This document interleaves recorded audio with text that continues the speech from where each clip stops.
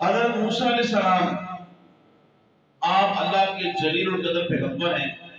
آپ کو کلیم اللہ ہونے کا شرف حاصل ہے، اللہ سے ہم کلام ہونے کا۔ حضرت موسیٰ علیہ السلام ان کی والدہ کا نام کیا ہے، اس بارے میں مختلف اقوال ہیں، 5 قول ہیں۔ ایک کیا نام؟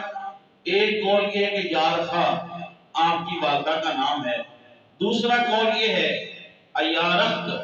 آپ کی والدہ کا نام ہے۔ تیسرا قول یہ ہے یوخانس، اور چوتھا یہ ہے لحیانہ،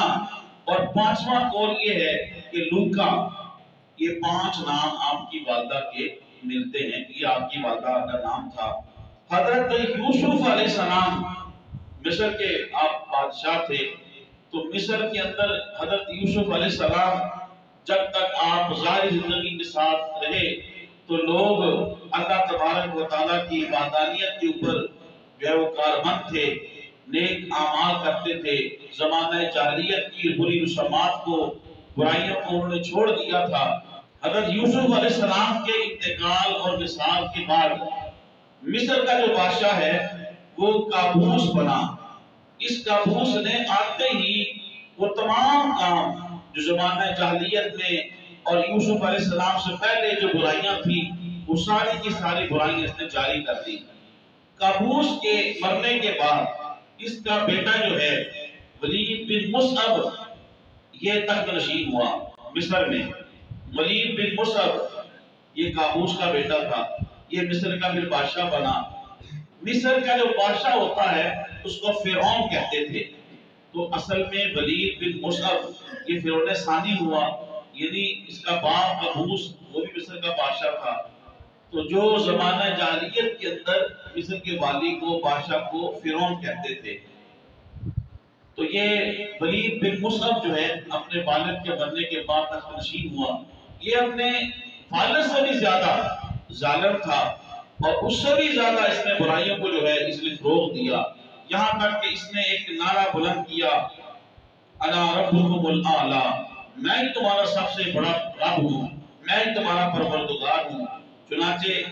اس نے لوگوں کو مجبور کیا کہ وہ اسے سجدہ کرے اور اسے خدا مانے۔ چنانچہ اس کے وزراء نے، اس سے ڈرنے والوں نے اسے سجدہ کرنا شروع کر دیا۔ پھر یہاں تک کہ دور دراز علاقوں میں جہاں یہ خود نہ گیا، اس نے سونے اور چاندی کے اپنی شکل کے مجسمے بنائے۔ فرعون نے، ولید بن مصعب اس کا نام تھا، فرعون نے اپنے شکل کے مجسمے بنائے سونے اور چاندی کے، اور اس کا ایک تخت بنوایا، اور اس کے تخت کے اوپر سونے اور چاندی سے اس طریقے سے پرندے بنائے کہ اس کے تخت کو جب ہلاتے تھے تو سونے چاندی کے بنے ہوئے ان پرندوں کے پیٹ سے یہ آواز آتی تھی، جس کا مفہوم یہ ہے کہ یہی فرعون جو ہے یہ تمہارا رب ہے، اس کی عبادت کرو، اس کا سجدہ کرو۔ اور پھر وہ اپنے مجسمے اور وہ تخت جو ہے فرعون نے دور دراز علاقوں کے اندر بھیجے، تاکہ جو اس کے دربار تک نہیں آ سکتے وہ وہیں پہ اس کے مجسمے کو جو ہے وہ سجدہ کریں اور اس کو رب مانیں۔ لیکن بنی اسرائیل کے جو لوگ تھے، یاد رکھیے بنی اسرائیل یہ حضرت یعقوب علیہ السلام کی اولاد اور آپ کی آل کو بنی اسرائیل کہتے ہیں۔ تو حضرت یعقوب علیہ السلام کی جو اولاد تھی اور آپ کے جو اہل خانہ تھے جو لاتعداد ہو چکے تھے، ہزاروں میں آپ کی اولاد جو ہے وہ تقسیم ہو چکی تھی، لیکن آپ کی جو اولاد بنی اسرائیل تھی انہوں نے اس کو نہ مانا اور اس کو سجدہ نہیں کرتے تھے۔ جب اس کو پتہ چلا فرعون کو، ولید بن مصعب کو، کہ بنی اسرائیل جو ہے یہ مجھے سجدہ نہیں کرتے، تو چنانچہ اس نے بڑے بڑے تیل کے کڑھائے جو ہیں وہ چڑھائے اور تیل اس کے اوپر جو گرم کرنا شروع کیا، اور جب وہ تیل ابلتا اس کے اندر پھر جو ہے بنی اسرائیل کے لوگ جو آپ پر ایمان نہیں لائے، جو فرعون کو سجدہ نہیں کرتے تھے، ان کو اس نے تیل کے کڑاہوں کے اندر ڈالنا شروع کر دیا۔ اس طرح اس نے لاتعداد ایسے لوگ بنی اسرائیل کے جنہوں نے ان کو سجدہ نہ کیا، ان کو گرم گرم ابلتے ہوئے تیل کے کڑاہوں کے اندر جو ہے وہ ڈال کر اس نے شہید کر دیا۔ پھر اس کے وزراء نے اس کو مشورہ دیا کہ آپ اس طرح چھوڑ دیں، ان کو سوچنے کا، سمجھنے کا موقع دیں، یہ سوچ سمجھ کے پھر آپ کو سجدہ کریں گے۔ پھر اس نے اپنے وزراء کی بات کو مانا اور بنی اسرائیل کے لوگوں کو جو ہے اس نے چھوڑ دیا، لیکن بنی اسرائیل کے اوپر اس نے مظالم جو ہے وہ اپنے جاری رکھے۔ تو 3 دن فرعون نے مسلسل خوفناک قسم کے اس نے خواب دیکھے۔ اس نے خواب کے اندر دیکھا کہ ایک آگ ہے، اس نے تمام کبتیوں کو، آپ کچی والا بھیج توئیں گے کبتی، انہیں کبتیوں کو، تو اس نے دیکھا فرعون نے، ولید بن موسیٰ اس کا نام تھا، کہ ایک آگ ہے بہت بڑی جو کبتیوں کے گھروں کو جلا رہی ہے، لیکن جب بنی اسرائیل کے بستی سے گزرتی ہے، یعنی یعقوب علیہ السلام کی اولاد کی بستی سے، تو بنی اسرائیل کو کچھ نہیں کہتی، اور پھر اس آگ سے بنی اسرائیل کی اس بستی سے بہت بڑا اژدہا نکلتا ہے جو اس کے تخت کو جو ہے وہ الٹ دیتا ہے۔ اس نے اپنے نجومیوں کو یہ خواب بتایا، نجومیوں نے اس کی تعبیر کی کہ ایک بنی اسرائیل کے اندر بچہ پیدا ہوگا جو تمہاری بادشاہی کو، تمہارے تخت و تاج کو ختم کر دے گا۔ چنانچہ جب نجومیوں سے اس نے اپنے خواب کی تعبیر سنی تو فرعون نے اپنے سپاہیوں کو اور اپنی فوج کو یہ آرڈر جاری کرا دیے کہ جو بھی بچہ پیدا ہو اس کو جو ہے قتل کر دیا جائے گا۔ یہاں تک کہ جو کبھی شکم مادر کے اندر تھے ان کو بھی فرعون نے جو ہے وہ قتل کروا دیا۔ یہاں تک کہ اس نے کم و بیش 12,000 بچے فرعون نے قتل کروائے اور کم و بیش 90,000 حمل جو ہیں عورتوں کے اس نے خواتین کے ذریعے جو ہے اس نے گرائے۔ یوں اس نے قتل و غارت کی صرف اس لیے کہ اسے اس کے نجومیوں نے بتایا تھا کہ ایک بچہ پیدا ہوگا بنی اسرائیل کے اندر جو تمہارا تخت و تاج کو اور تمہاری بادشاہی کو ختم کر دے گا۔ چنانچہ شاعر نے کہا 100,000 طفل سر بریدہ شد، 100,000 طفل سر بریدہ شد، تا کلیم اللہ صاحب دیدہ شد، یعنی ہزاروں بچے انہوں نے اپنے سر کٹائے تب جا کے پھر حضرت موسیٰ علیہ السلام جو ہیں یہ ان کی ولادت ہوئی اور ان کا دیدار لوگوں نے کیا۔ فرعون کو اس کے نجومیوں نے لمحہ لمحہ کی خبر دی۔ فرعون کے نجومی اور کاہن اس کو بتاتے تھے کہ وہ بچہ جو ہے وہ اب اپنے والد کے سلب سے شکم مادر کے اندر منتقل ہو چکا ہے، یعنی یہ بھی بتا دیتے تھے کہ اب وہ ماں کے شکم کے اندر چلا گیا ہے، اور پھر یہ بھی بتاتے تھے کہ آج اس کی ولادت ہو گئی ہے۔ اب یہاں پہ آپ خود انصاف کریں کہ جب فرعون کے نجومی ان کو یہ پتا چل گیا ہے کہ آج وہ بچہ اپنے والد کے سلب سے شکم مادر کے اندر چلا گیا ہے، فرعون کے نجومیوں کو یہ پتا چل گیا ہے کہ آج وہ بچہ پیدا بھی ہو گیا ہے، تو جب فرعون کے نجومیوں کو پتا ہے بچہ ہے، یہ بھی پتا ہے کہ وہ میل ہے فیمیل نہیں ہے، تو جب یہ فرعون کے نجومیوں کے علم کا عالم ہے تو میرے اور آپ کی غریب ماں کا علم کا عالم کیا ہوگا؟ کہتے ہیں کہ قرآن میں ہے کہ علوم خمسہ ان میں سے یہ بھی ہے کہ پیٹ میں کیا ہے یہ کسی کو خبر نہیں، یہاں تک کہ حضور نبی کریم صلی اللہ علیہ وسلم کو بھی خبر نہیں۔ علوم خمسہ ان میں سے ایک یہ بھی ہے کہ ماں کے پیٹ کے اندر کیا ہے، اللہ پاک نے اپنے قدرت سے اللہ تعالیٰ جس کو چاہتا ہے وہ بتا دیتا ہے، اور جس کو چاہتا ہے ان میں سے ان منتخب شدہ بندوں میں سے سر فہرست میرے اور آپ کی کریم آقا صلی اللہ علیہ وسلم کی ذات ہے کہ جسے اللہ تبارک و تعالیٰ نے ماں کانا و ماں یکونو کا علم عطا کیا۔ فریاد جو کرے امتی حال زار میں ممکن نہیں خیر البشر کو خبر نہ ہو۔ جب فرعون کو پتا چلا کہ نجومیوں نے بتایا کہ وہ بچہ پیدا ہو گیا ہے، اس نے وزیروں کو سپاہیوں کی سختی کی، جب اتنے بچے مروا دیے اور حمل بھی کروا دیے پھر وہ بچہ کیسے پیدا ہو گیا؟ اس نے سختی کی، تو جب اس نے سختی کی اپنے وزیروں کے اوپر، اس نے نیچے سپاہیوں کے اوپر جب سختی کی، یہاں تک کہ شہر کے کوتوال نے پھر یہ کہا ہم نے گھر گھر کے اندر تسلی کی ہے از خود، لیکن ایک گھر ایسا ہے کہ جس میں ہم نے صرف اس خاتون اور دائی کے کہنے کے اوپر ہم نے اس کے اندر نہ گئے اور تلاشی نہ لی۔ چنانچہ جب اس گھر کے اندر پہنچے حضرت موسیٰ علیہ السلام کے گھر میں، تو موسیٰ علیہ السلام اپنی ہمشیرہ کی گود میں تھے، حضرت مریم ان کی گود میں تھے۔ جب انہوں نے دیکھا کہ فرعون کے سپاہی آئے ہیں تو فوراً ڈر سے کہ وہ اس بچے کو تو قتل کر دیں گے، لیکن ہمیں بھی ساتھ ساتھ قتل کر دیں گے۔ فوراً ایک تندور تھا، اس کے اندر انہوں نے ڈال دیا، لیکن تندور اس وقت چل رہا تھا، اس کے اندر آگ تھی۔ آپ کی والدہ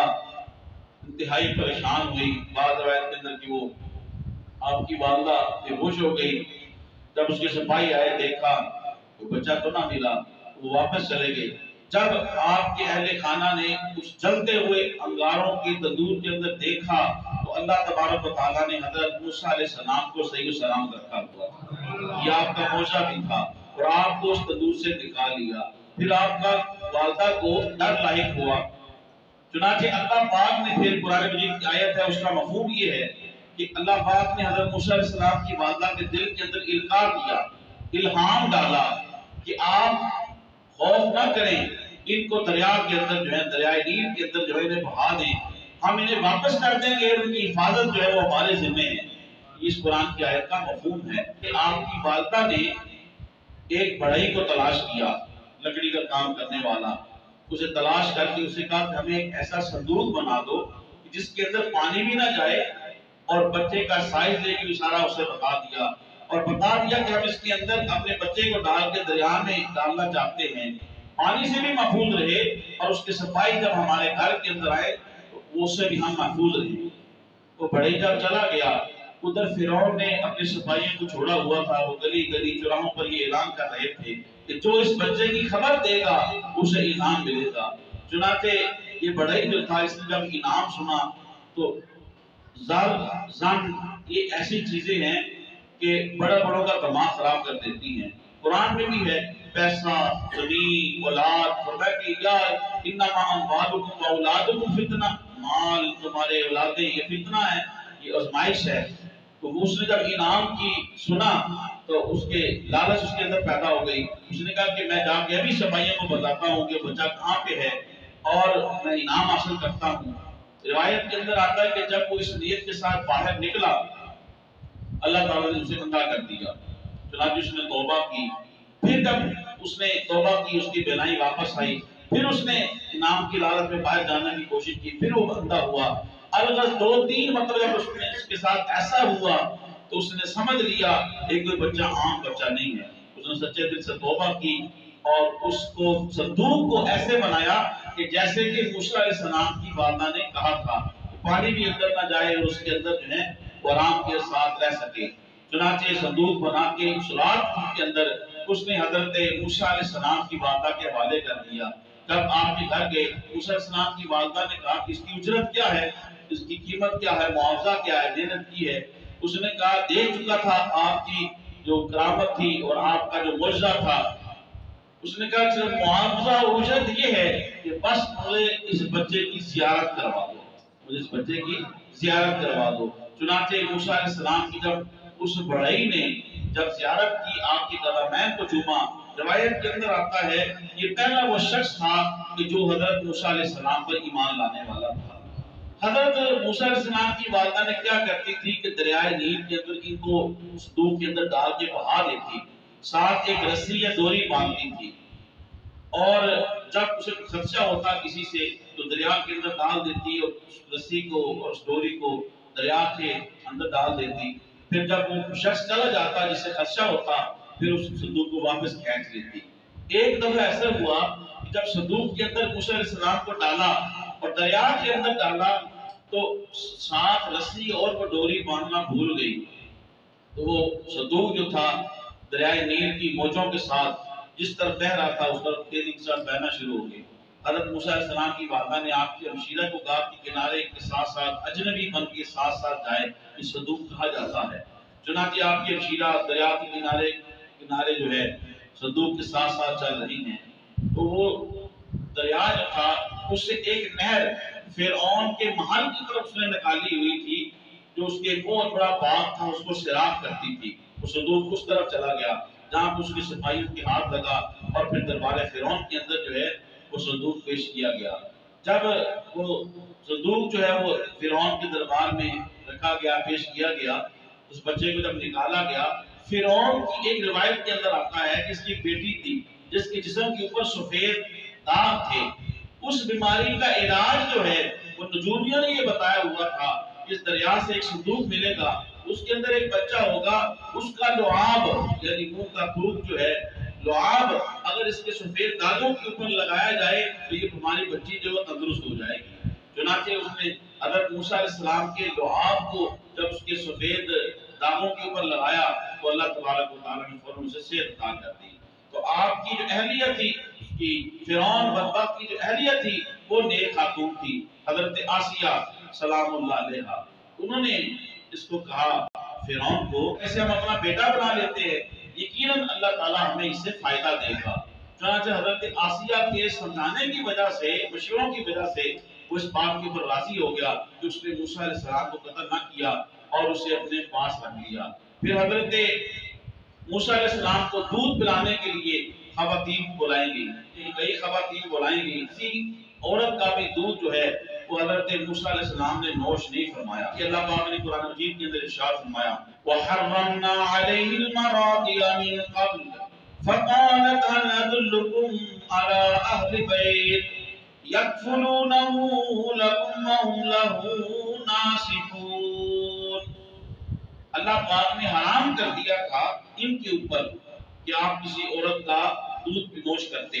کسی عورت کا دودھ نوش نہ کیا۔ آپ کی ہمشیرہ تو ساتھ ساتھ چل رہی تھی، سارا واقعہ ماجرا دیکھ رہی تھی۔ جب آپ نے دیکھا کہ حضرت موسیٰ علیہ السلام کسی خاتون کا دودھ نوش نہیں فرما رہے تو فوراً آگے بڑھ کے کہا میں ایک ایسے گھر والوں کو جانتی ہوں، ایسی خاتون کو جانتی ہوں، یقیناً جو ہے اس کا دودھ کے ضرور نوش فرما لیں گے۔ چنانچہ انہیں ضرورت تھی، کہا لاؤ۔ حضرت مریم علیہ السلام، حضرت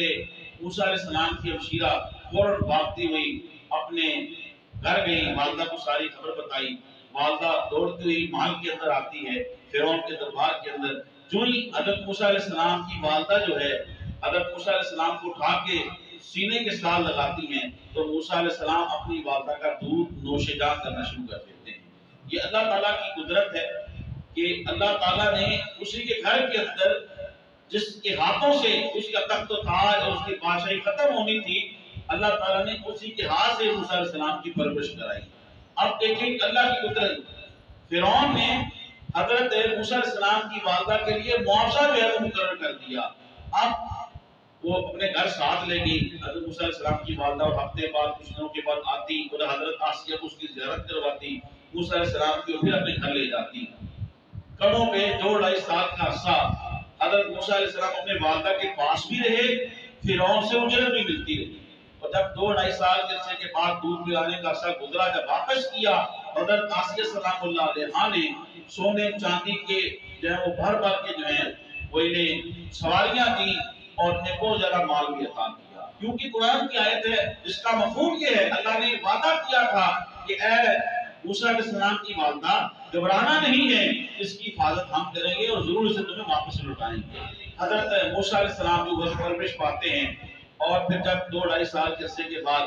فرعون کے پاس واپس آتے ہیں، حضرت آسیہ سلام اللہ علیہا ان کے پاس آتے ہیں۔ ابھی حضرت موسیٰ علیہ السلام کی عمر مبارک 2-3 برس کی ہوئی تھی کہ حضرت آسیہ نے ان کو فرعون کے گود میں دیا۔ فرعون نے گود کے اندر پکڑا ہوا تھا کہ حضرت موسیٰ علیہ السلام نے فرعون کی داڑھی کو بہت سختی کے ساتھ کھینچا، جس سے اس کے بال بھی ٹوٹے۔ ایک روایت کے اندر آتا ہے کہ اس کے منہ پہ تھپڑ مارا، اسے بہت غصہ آیا۔ اس نے کہا یقیناً یہ وہی بچہ ہے کہ جس کی نجومیوں نے خبر دی ہوئی ہے، میں اسے ضرور قتل کروں گا۔ پھر حضرت آسیہ علیہ السلام آگے بڑھی اور کہا کہ یہ وہ نہیں ہو سکتا، آپ ایسے کر لیں اگر یہ واقعی وہی بچہ ہے آپ اس کا امتحان لے لیں۔ چنانچہ 2 تشت لیے گئے، 2 پلیٹیں لی گئی، 2 تشت لیے گئے، ایک کے اندر جلتے ہوئے گرم انگارے رکھے گئے اور دوسری تشت کے اندر موتی رکھے گئے جو جلتے ہوئے انگاروں کی مانند تھے۔ اور حضرت موسیٰ علیہ السلام 2-3 برس کی عمر کو چھوڑ دیا گیا۔ آپ جب آگے بڑھے تو اللہ تبارک و تعالیٰ کی عطا کردہ صلاحیتوں سے آپ نے انگاروں کی بجائے جب موتیوں کو پکڑنا چاہا تو اللہ نے جبرائیل علیہ السلام کو حکم دیا کہ فوراً ان کے ہاتھ میں موتی کی بجائے جلتا ہوا انگارہ پکڑا دیں۔ چنانچہ جلتا ہوا انگارہ حضرت موسیٰ علیہ السلام نے پکڑ لیا اور اپنے منہ کے اندر دیا، جس کی وجہ سے آپ کی زبان مبارک جو ہے وہ جل گئی، جس کی وجہ سے آپ کی زبان کے اندر لکنت بھی آ گئی۔ اور قرآن کی آیت ہے، یہ موسیٰ علیہ السلام کی دعا بھی ہے، وَحْلُلْ عُقْدَةً مِّن لِّسَانِي، اے اللہ میری زبان کی گرہ کو کھول دے، یفقہوا قولی، تاکہ لوگ یہ میری بات کو سمجھ سکیں. جب آپ بڑے ہوئے عمر کے لحاظ سے، تو جب آپ بڑے ہوئے پھر آپ کی زبان میں لکنت تھی اس واقعے کی وجہ سے، تو پھر آپ نے یہ دعا کی وَحْلُلْ عُقْدَةً مِّن لِّسَانِي، یا اللہ میری زبان کی لکنت کو کھول دے تاکہ لوگ میری بات کو سمجھے. تب اس نے دیکھا فرعون نے 70 کو پکڑ لیا ہے، تو پھر اس نے حضرت موسیٰ علیہ السلام کو چھوڑ دیا. انشاءاللہ العظیم ان کا جو بقیہ واقعہ ہے وہ اگلی نشست کے اندر بیان کریں گے.